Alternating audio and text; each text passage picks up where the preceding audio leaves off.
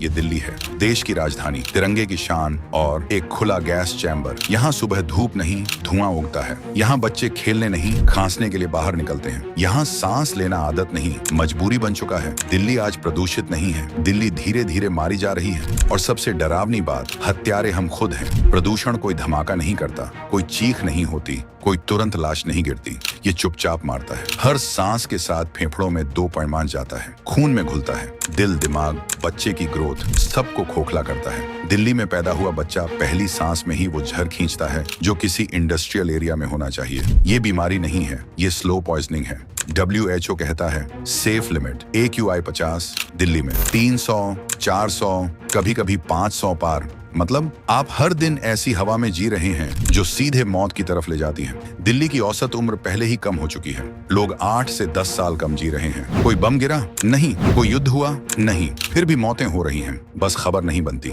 सच सुनना है तो ध्यान से सुनो।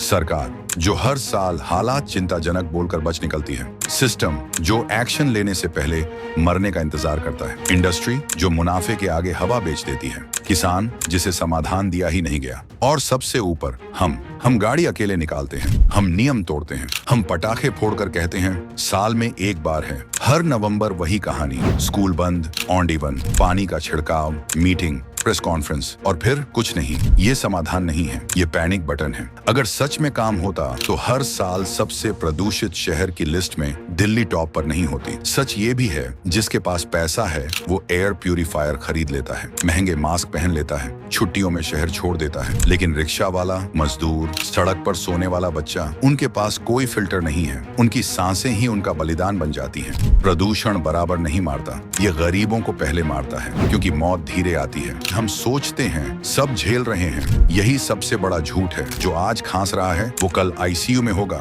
जो आज मास्क भूल गया वो कल ऑक्सीजन ढूंढेगा। ये भविष्य नहीं, ये तय स्क्रिप्ट है। आखिरी सवाल, दिल्ली की हवा खराब नहीं है, दिल्ली का रवैया खराब है। जब तक हम सुविधा को जिंदगी से ऊपर रखेंगे, जब तक हम जिम्मेदारी को दूसरों पर डालेंगे, जब तक मौत दिखे बिना हम नहीं डरेंगे, तब तक दिल्ली जिंदा रहेगी, लेकिन सांस नहीं ले पाएगी। अब सवाल ये नहीं है कि सरकार क्या करेगी, सवाल ये है क्या हम मरने से पहले बदलेंगे या मरकर खबर बनेंगे।